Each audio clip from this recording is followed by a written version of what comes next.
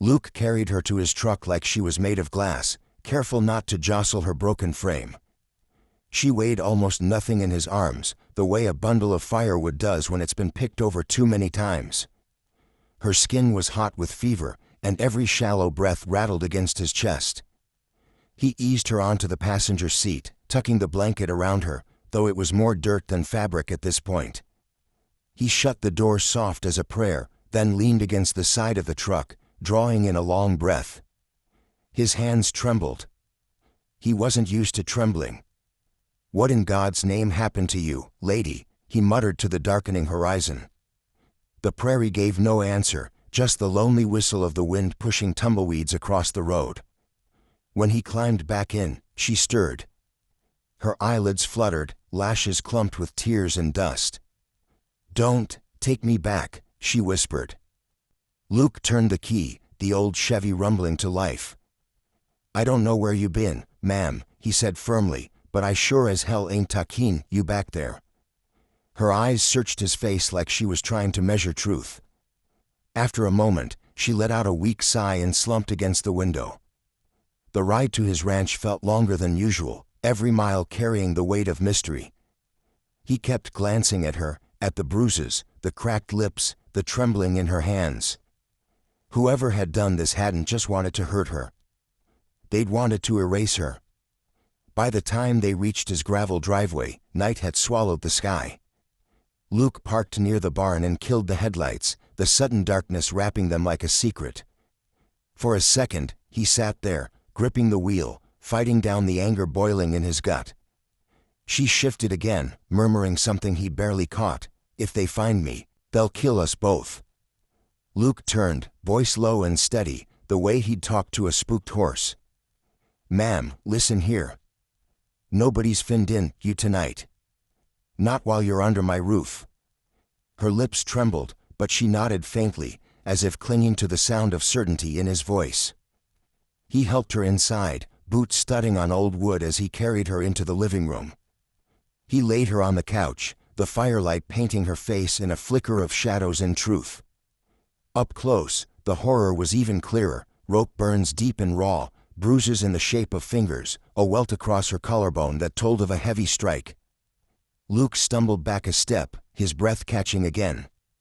This wasn't just cruelty. This was evil. "Sweet Lord," he whispered.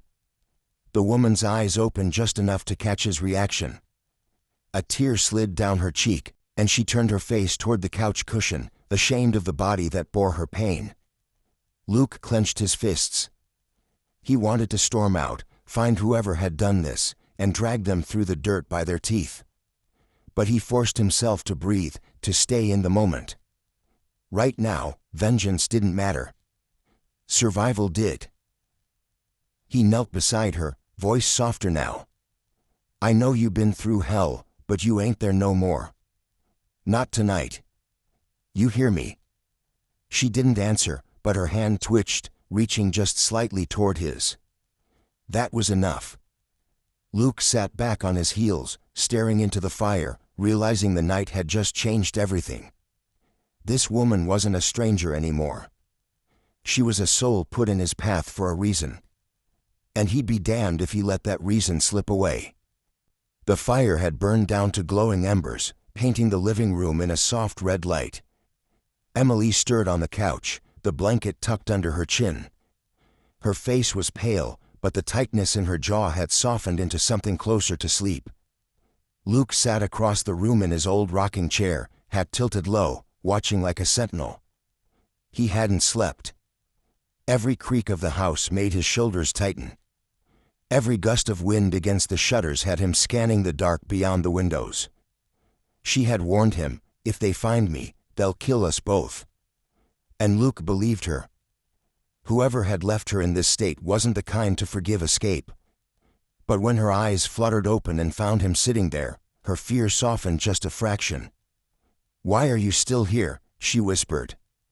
Luke leaned forward, forearms resting on his knees. "Because you need somebody here." Her lip trembled. She turned her face to the fire. "Nobody's ever said that to me before." The words cut him sharper than a knife. He thought of his late wife, Mary, and how he used to take for granted that she'd know she mattered, even without him saying it. This stranger had lived a life where nobody had ever bothered to give her that gift. "Get some rest," Luke said gently. "Sun'll be up soon. Things always look a little better in daylight." But neither of them rested much. When dawn broke, Luke brewed strong coffee, the scent filling the kitchen. He set a chipped mug on the table and helped her shuffle from the couch to a chair. She winced at every step, but she managed. She wrapped her hands around the mug, though they trembled too much for her to drink. "You shouldn't waste this on me," she murmured. Luke frowned. "Waste? Ma'am, there ain't no such thing as wastin' kindness." For a moment she said nothing.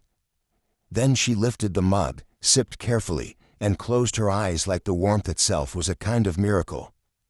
It was later that day, after Luke had wrapped her wrists with clean bandages and coaxed her into eating soup, that she finally began to talk. Her words came halting at first, but once they spilled, they wouldn't stop. "My name's Emily. I was kept locked up months." Her hands tightened around the bowl as her eyes darted to the window, as if expecting shadows to crawl through. "He said nobody would ever find me, nobody would care enough to look. And he was right. Nobody came." Luke listened in silence, every muscle in his body tightening, rage coiling in his chest. He wanted names, places, something to hunt. But Emily wasn't ready for that yet. She needed to empty her heart before she could put words to the monsters in it. When she finally looked up at him, eyes wet and searching, she asked, "Why are you helping me?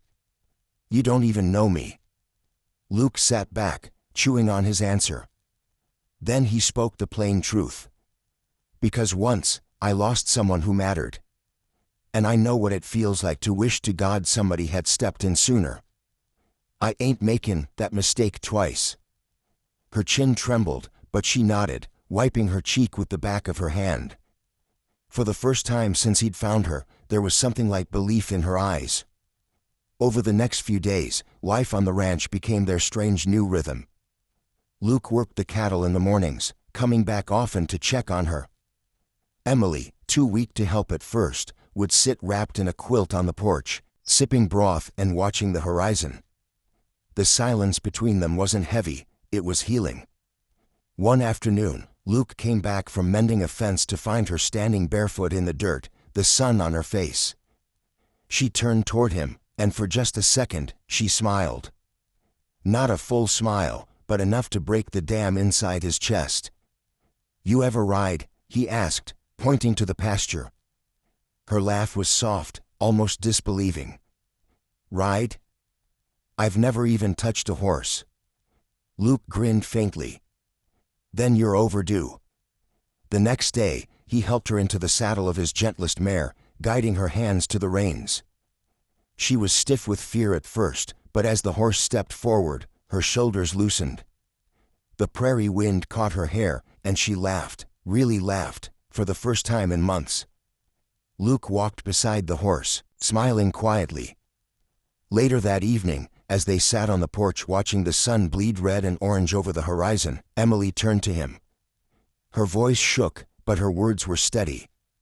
"The night you found me, I wanted to die. I begged you for it. But now," she paused, tears welling, "now I want to live. Because someone showed me I was worth saving." Luke swallowed hard, blinking against the sting in his own eyes. He didn't know what to say, so he just tipped his hat and stared at the land. But deep inside, he knew this was the moment, the turning point. She wasn't just surviving anymore. She was reclaiming her life. And Luke Hardwell, a simple rancher, had been given the rarest gift, to see hope flicker back into a broken soul.